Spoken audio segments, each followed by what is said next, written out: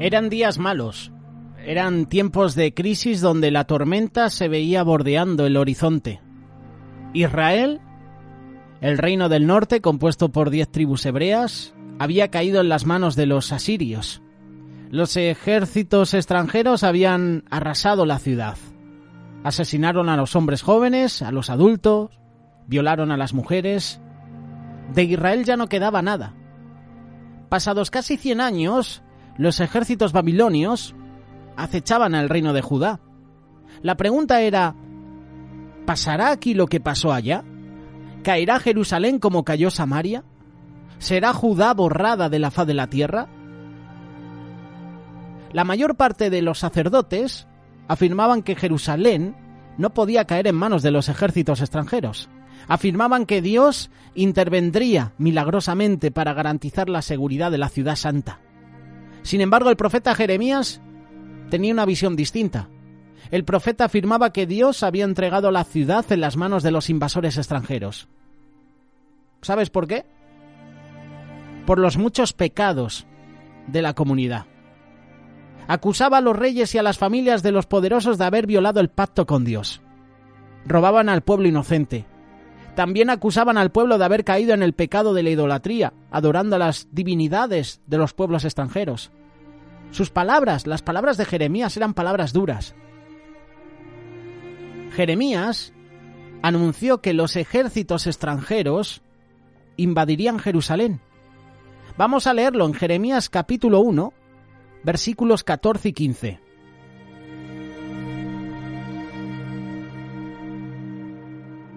Me dijo Jehová, del norte se soltará el mal sobre todos los moradores de esta tierra.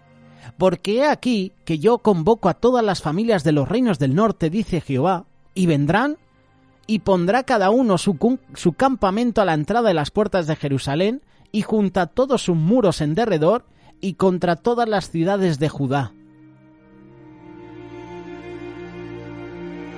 Sobre la idolatría del pueblo, el profeta decía, Jeremías capítulo 5, versículos del 7 al 11, como te he hecho perdonar por esto, tus hijos me dejaron y juraron por lo que no es de Dios.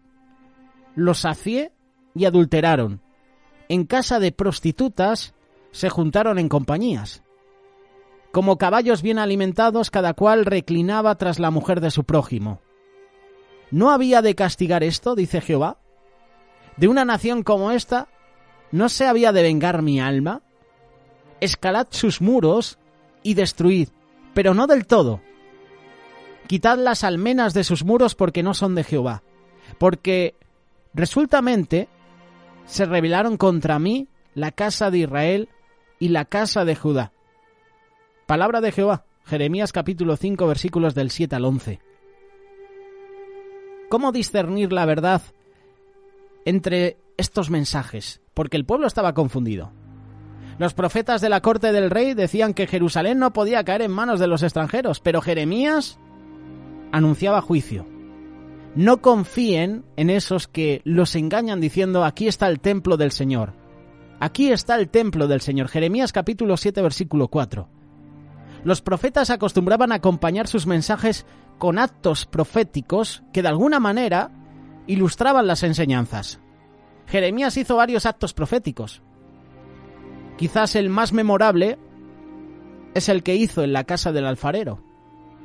Jeremías escuchó la voz de Dios que le decía, levántate y desciende a casa del alfarero y allí te haré oír mis palabras. Jeremías capítulo 18, versículo 2.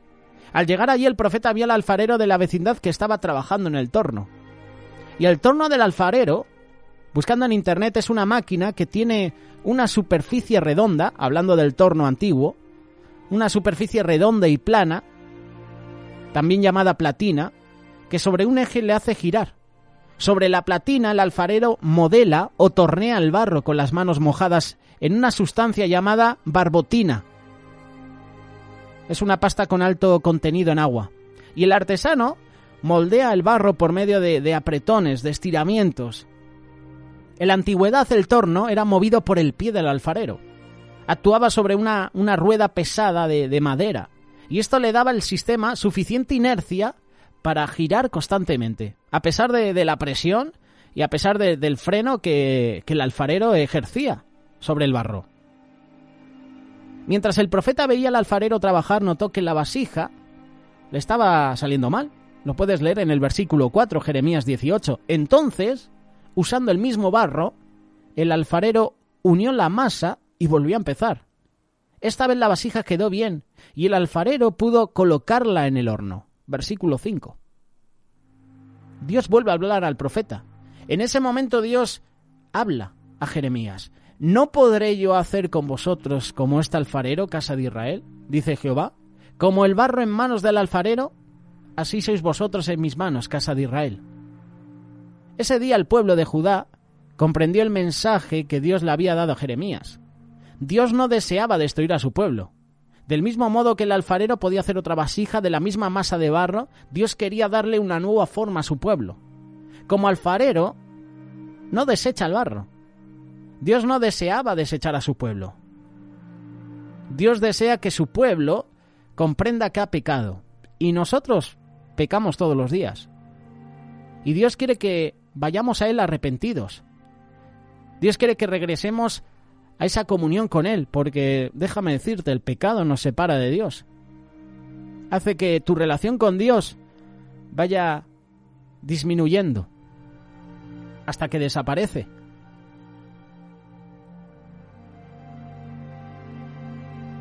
El pecado empieza como esa comparativa de las Coca-Colas. Empezamos muy bien con la Coca-Cola lo normal, pero luego llega la Coca-Cola Light y así pasa nuestra relación. De lo normal, de lo habitual, de buscarle todos los días, pasa algo light. De culto a culto, de domingo a domingo y ya está. Y luego viene la Coca-Cola cero. Así pasa nuestra relación. Ya no hay relación con Dios. Y aquí Dios les está dando una lección, les está corrigiendo. Dios quiere que regresemos a la comunión con Él. Dios no desea destruir a su pueblo. Dios no desea destruirte. Dios tampoco desea destruir a otros pueblos. Dios desea darnos una forma nueva, un camino nuevo, un futuro nuevo. Y lamentablemente el pueblo de Judá no cambió sus caminos. Terminó oprimido por los babilonios.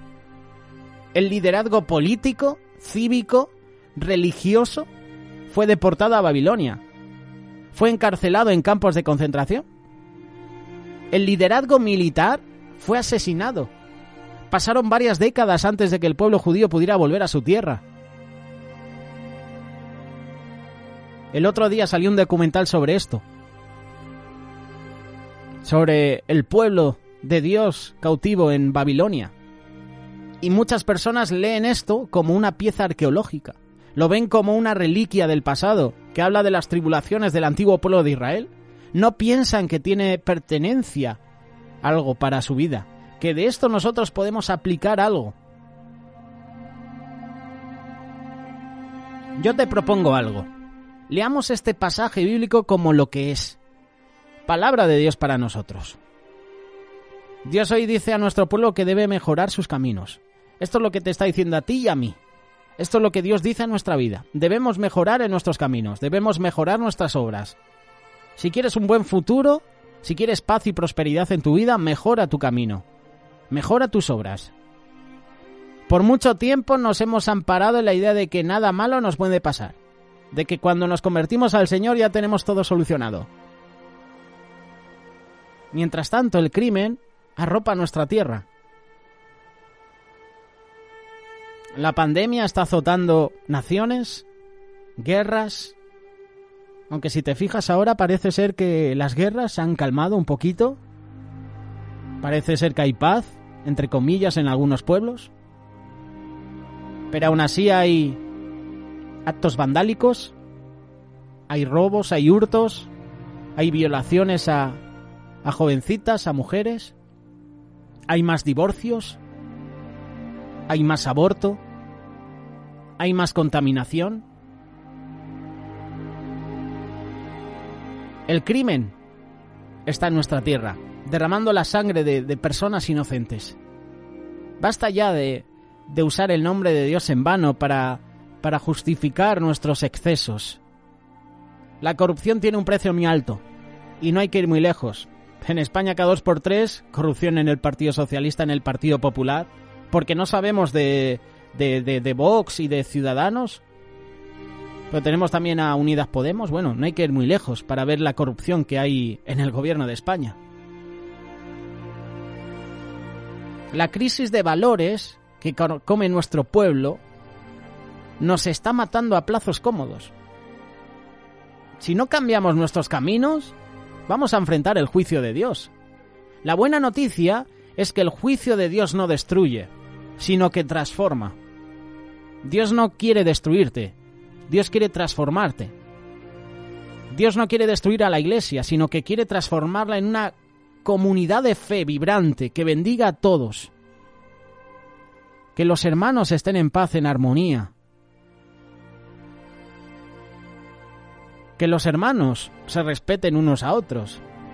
Que haya unidad en el cuerpo, en la Iglesia. Dios no quiere destruir la Iglesia, quiere transformarla. Dios no quiere destruir al pueblo, quiere darle un nuevo futuro. Dios no quiere destruir tu vida, tu matrimonio. Dios quiere restaurarlo.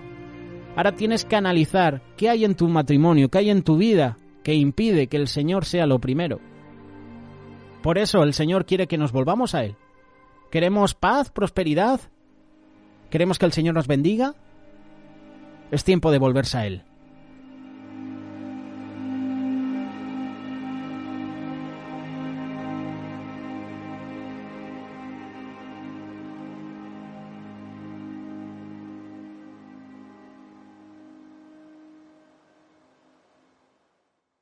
Radio Solidaria, una radio comprometida.